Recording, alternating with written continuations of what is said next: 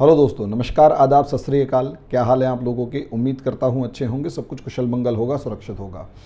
दोस्तों, दो देश जो इस समय पर पूरी दुनिया के पृष्ठभूमि पर अपने आप में अभी भी ना तो दुश्मन कहला पा रहे ना दोस्त कहला पा रहे, लेकिन उनमें एक अजीब सा अनमनापन है, अजीब सा उनके अंदर एक खटास सी है। तो ऐसी सिचुएशन में हम इन दो देशों के बीच में डिस्कशन करने वाले हैं कि किस तरीके से ये दो देश, खासकर जिसका नाम रूस और पाकिस्तान है, ये लोग आपस में एक दूसरे के साथ ना तो दोस्ती कर पा रहे हैं, ना कोई बातचीत, ना और कुछ। इनके बारे में बहुत ज़्यादा से रिलेशंस नहीं है।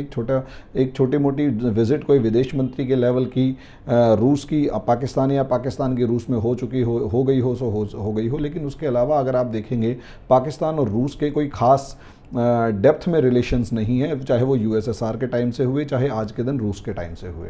तो कोई ख़ास रिलेशंस नहीं है, किसी भी तरीके के रिलेशंस नहीं है। और यही एक रीज़न है कि पाकिस्तान हालांकि कुछ आजकल रशिया के हथियार वगैरह भी खरीद रहा है, लेकिन वो रिलेशंस नहीं है, वो वार्म रिलेशंस नहीं है जो कि इंडिया के रशिया के साथ हैं, और पाकिस्तान के अमेरिका के साथ थे, या आज के दिन पाकिस्तान के चाइना के साथ है। उसके पीछे एक एनालिसिस मैं आप लोगों के सामने कर रहा हूँ, इसे थोड़ा देखिएगा और आपको समझ में आएगा कि किसी भी सिचुएशन के अंदर पाकिस्तान और रूस की दोस्ती जल्दी से संभव नहीं है। उसके पीछे रीज़न देखिए।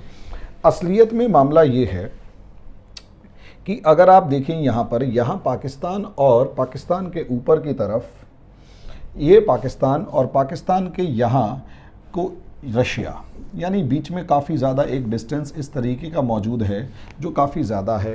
अगर आप देखें तो डायरेक्ट रिलेशन किसी भी तरीके का नहीं है, हालांकि वैसा ही पोजीशन, वैसी ही सिचुएशन इंडिया की है, या यूँ कहें कि इंडिया की सिचुएशन तो और भी ज़्यादा ख़राब है। असलियत में इन दोनों के रिलेशंस के बीच में सबसे ज़्यादा खटास तब की है जब यहाँ इस रीजन तक यूएसएसआर फैला हुआ था, और ये कज़ाकिस्तान से लेकर, उज़्बेक से लेकर, ताजिक से लेकर, किर्गिज़ से लेकर सारे के सारे जितने भी ये 5 सेंट्रल एशियन कंट्रीज़ हैं, ये सारे के सारे यूएसएसआर जो पहले होता था वहाँ शामिल थे।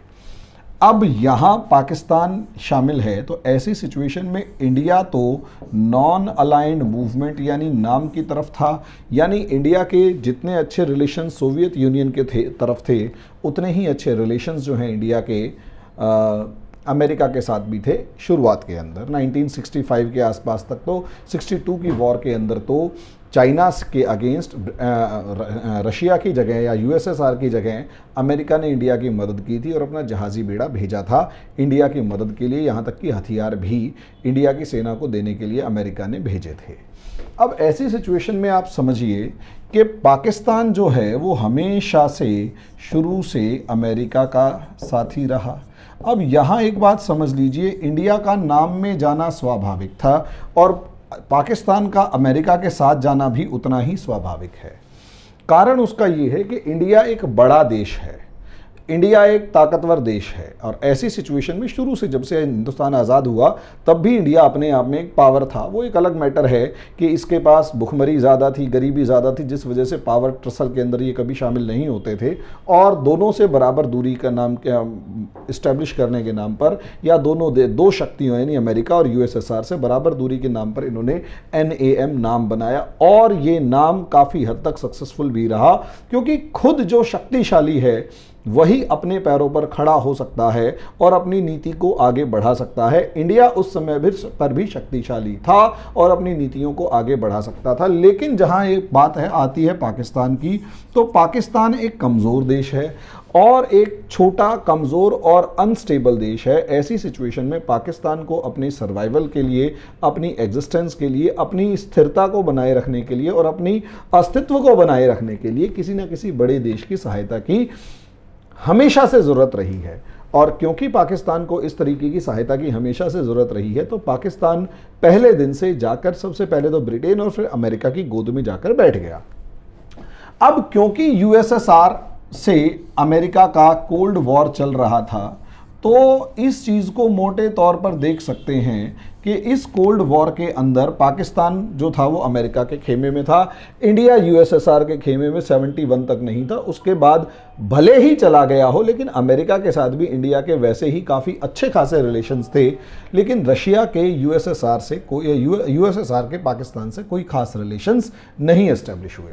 यहाँ ईयर 1979 का जब आया, 1979 के ईयर में जब यूएसएसआर ने अफगानिस्तान के ऊपर हमला किया तो अमेरिका की मदद पाकिस्तान ने करी और पाकिस्तान ने अफगान वॉर के अंदर यूएसएसआर को हराने में सबसे ज़्यादा इम्पॉर्टेंट रोल प्ले किया।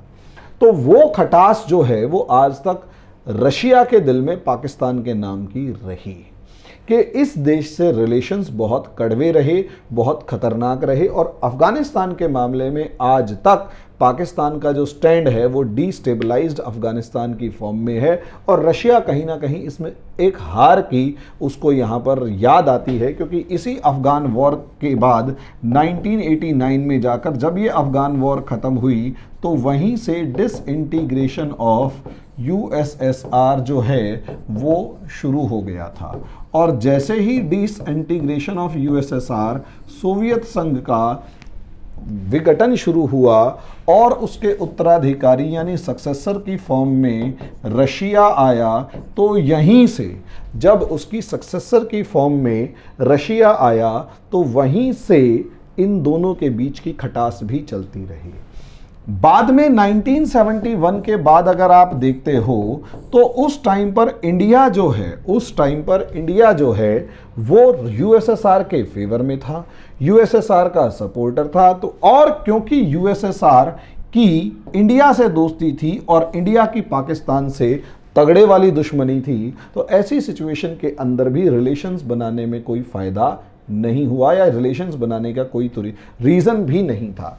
एक रीज़न भले ही वो कोल्ड वॉर और सब चीज़ें रही हों, लेकिन एक और सबसे बड़ा रीज़न यूएसएसआर और या रशिया और पाकिस्तान के बीच का जो सबसे बड़ा रीज़न आज के दिन भी मौजूद है और वो बहुत ही ज़्यादा खटास पैदा कर रहा है दो देशों के बीच में, वो है यहाँ ये आर्मेनिया और अज़रबैजान इशू।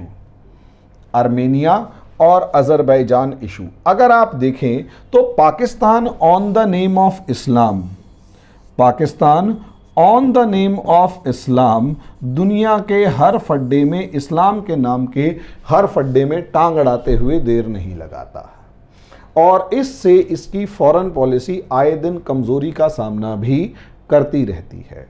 प्रॉब्लम यह है कि इस्लाम, क्योंकि पाकिस्तान में इस्लाम है, तो इस्लाम के ऊपर नॉर्मली बाकी देशों के अंदर उनका कल्चर ज़्यादा डोमिनेट करता है इस्लाम के कंपैरिजन में। यानी अगर ईरान को देखोगे तो ईरान में इस्लाम है लेकिन उनका एक कल्चर भी है, अफगानिस्तान में इस्लाम है लेकिन कल्चर भी है, तुर्कमेनिस्तान में इस्लाम है, कल्चर, उज़्बेकों का अपना कल्चर है। तो असलियत में दुनिया के बाकी इस्लामिक देशों को उनका जो कल्चर है वो पहचान ज़्यादा दिलाता है, लेकिन पाकिस्तान इकलौता ऐसा देश है जो इस्लाम के बाद कल्चर के फॉर्म में अधूरा है, उसके नीचे से कल्चर गायब है। और क्योंकि कल्चर गायब है पाकिस्तान के अंदर, या पाकिस्तान के अंदर कल्चरल जो डोमिनेंस है वो इस्लाम के साथ नहीं है, तो इसलिए ये इस्लाम के मामले में हमेशा फंसे रहते हैं और आंख बंद करके कड़े तौर पर पूरे के पूरे हर फड्डे के अंदर अपनी टांग अड़ाते हुए देर नहीं लगाते। वही चीज़ यहाँ पर है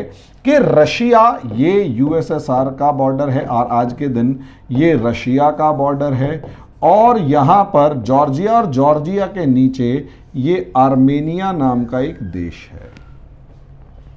आर्मेनिया के बाद ये एक अज़रबैजान है जो एक इस्लामिक नेशन है, और इसी तरीके से टर्की भी इस्लामिक नेशन है। और इसके साथ साथ अगर आप देखेंगे टर्की और अज़रबैजान दोनों मिलकर आर्मेनिया के ऊपर आए दिन हमले करते हैं, और आर्मेनिया की टर्की से फर्स्ट वर्ल्ड वॉर के टाइम की भी दुश्मनी है, क्योंकि इस टाइम पर जेनोसाइड हुआ था और इस जेनोसाइड के अंदर थाउजेंड्स मतलब लैक्स ऑफ आर्मेनियंस, लगभग 15 से 20 लाख के करीब आर्मेनियंस को या तो जिंदा जला दिया या मार दिया गया है टर्की ने, सिर्फ इस शक में कि कहीं ये आर्मेनियंस यूएसएसआर का साथ ना दे दे। अजरबैजान इस्लामिक कंट्री है, तुर्की इस्लामिक कंट्री है, आर्मेनिया क्रिश्चियन कंट्री है, रशिया के साथ इसकी दोस्ती है, और पाकिस्तान ने आर्मेनिया को रिकॉग्निशन तक नहीं दे रखी। पाकिस्तान ने आर्मेनिया को अपना एक देश के तौर पर मान्यता तक नहीं दे रखी। बाकी मैक्सिमम इस्लामिक कंट्रीज ने आर्मेनिया को रिकॉग्निशन दे रखी है, लेकिन इसने तो रिकॉग्निशन भी नहीं दे रखी। और आर्मेनिया रशिया का एक इमोशनल इशू है।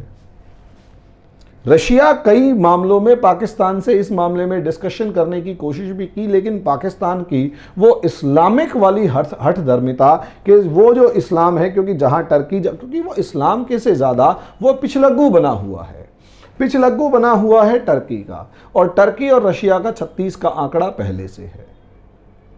तो ये एक इंपॉर्टेंट रीजन, एक बड़ा और इंपॉर्टेंट रीजन भी है कि पाकिस्तान की रशिया के साथ नहीं बनती है, क्योंकि पाकिस्तान रशिया के इमोशनल इशू में कभी साथ नहीं देता, बल्कि उस दबाव वाली पॉइंट को बार बार पॉइंट आउट करता है, उसे हिट आउट करने की कोशिश करता है। दूसरा, पाकिस्तान के साथ एक प्रॉब्लम ये है रशिया की और इंडिया, रशिया इंडिया पाकिस्तान के बीच में, कि India is the largest importer of Russian arms and ammunition. Russia के हथियारों का लार्जेस्ट इंपोर्टर इंडिया है। और आप ये देखिए, आए दिन कुछ ना कुछ रशिया से इंपोर्ट होते रहते हैं। आपकी पूरी की पूरी मिलिट्री इक्विपमेंट्स का आज भी अप्रॉक्सीमेट 70% आप रशिया से खरीदते हैं या रशिया से डील करते हैं। ऐसी सिचुएशन में रशिया कभी भी इंडिया के अगेंस्ट, मतलब इंडिया के को छोड़कर पाकिस्तान को सपोर्ट करने की गलती नहीं करेगा। हालांकि पहले ये जो डिफेंस इक्विपमेंट्स थे ये 90% रशिया से इंपोर्ट होते थे, अब इंडिया धीरे धीरे इन्हें कम करते हुए 70% या 65% तक ले आया है। फिर भी इंडिया बड़ा बाजार है रशिया के हथियारों के लिए। क्योंकि इंडिया रशिया के हथियारों के लिए बड़ा बाजार है, तो इंडिया को नाराज करके पाकिस्तान, जो पूरे तरीके से पहले अमेरिका के हथियारों पर डिपेंडेंट था और अब चाइना के हथियारों पर डिपेंडेंट है, वो भी उधार के। इंडिया 70% हथियार आज भी रशिया से मंगवा रहा है कैश। तो कैश का जो ग्राहक है वो ज़्यादा प्यारा होता है कंपैरेटिवली उस ग्राहक के जो कैश ना देकर उधार लेता है। तो ऐसे में रशिया पाकिस्तान से दोस्ती के नाम पर इंडिया को नाराज़ नहीं कर सकता, ये भी एक बड़ा रीज़न है। और यही एक रीज़न जो है वो रशिया और पाकिस्तान की दोस्ती कभी नहीं करा पाएगा। तो दोस्तों, ये एक छोटा सा एनालिसिस, छोटा सा एक रीज़न। आगे जो भी टॉपिक्स आएंगे उनके ऊपर हम कंटिन्यूअसली डिस्कशन करते रहेंगे। धन्यवाद।